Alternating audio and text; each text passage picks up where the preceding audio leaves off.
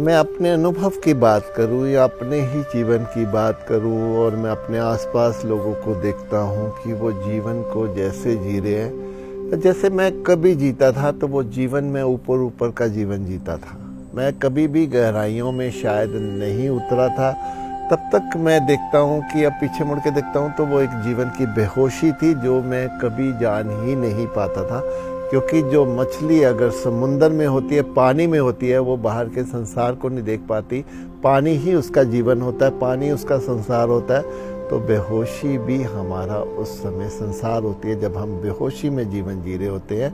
ये बेहोशी तभी टूटती है कि जब हम जीवन कोई गहराइयों में उतरने लगते हैं, उसको समझने लगते हैं। लेकिन ज़्यादातर लोग ऊपर का जीवन जीकर भी इस संसार से ऊपर चले जाते हैं। यहाँ मैं अपनी अगर बात करूं तो जैसे जो आदतन हम जीवन जीते चले जाते हैं, जो आदतें हमें जीवन जीने को मजबूर करती हैं, हम वो आदतन करते ही चले जाते हैं। हम ये भी नहीं देखते उसका दुष्परिणाम हम पर हो रहा है, उसका दुष्प्रभाव हम पर हो रहा है या अच्छा प्रभाव हो रहा है, लेकिन हमें वो अच्छा लगता है तो करते चले जाते हैं। वहीं अगर हम रिश्तों को भी देखते हैं कि हम जैसे एक जीवन साथी जीवन में आ गया तो वो टिकट गारंटीड हो गया कि अब हम उस पर कुछ भी कहें, उस पर कुछ भी थोड़ी बहुत ज़्यादती भी कर लें तो वो कहीं जाने वाला तो है नहीं, क्योंकि हम तो आपस में बंधे हुए हैं, ये रिश्ता ऐसा ही है।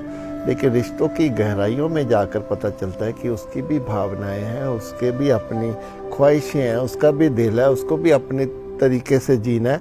जब हम ये देखते हैं तो फिर हम कह सकते हैं कि रिश्तों की गहराइयों में जाकर ही हम रिश्तों को अच्छी तरह से जी सकते हैं, उनको संभाल सकते हैं। वैसे ही अब अध्यात्म की बात करें, हम अगर एक ईश्वर की राह पर चलना चाहते हैं तो हम सबसे पहले हमें भीड़ की तरफ जाना अच्छा लगता है कि भीड़ अगर ये कर रही है उसमें कुछ होगा, तभी वो भीड़ सब उधर जा रही है।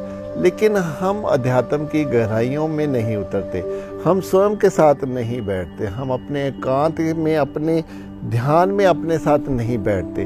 लेकिन अगर हम बैठना शुरू करते हैं तब हम अध्यात्म की गहराइयों में भी उतरना शुरू करते हैं। तब हमें पता चलता है कि ईश्वर ने हमें ये जीवन क्यों दिया, ईश्वर हमसे क्या चाहता है, जीवन के मायने क्या है, इसका हमारा संसार में आने का तात्पर्य क्या है।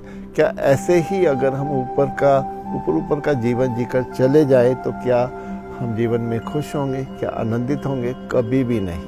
हमेशा ही जीवन के आनंद को, उसकी शांति को तभी समझा जा सकता है, उसको तभी पाया जा सकता है जब हम अपने ही जीवन की गहराइयों में उतरना शुरू कर देते हैं। तो अंत में मैं कह सकता हूँ कि संसार हो या अध्यात्म हो, जब हम संसार को भी अपनी गहराइयों से समझना शुरू कर देते हैं, अध्यात्म को भी अपनी गहराइयों से समझना शुरू कर देते हैं, तो फिर यही गहराइयाँ हमारी शांति, हमारे आनंद, हमारी खुशी को, हमारी भक्ति को, हमारी श्रद्धा को हमारे जीवन में उतारना शुरू कर देती है।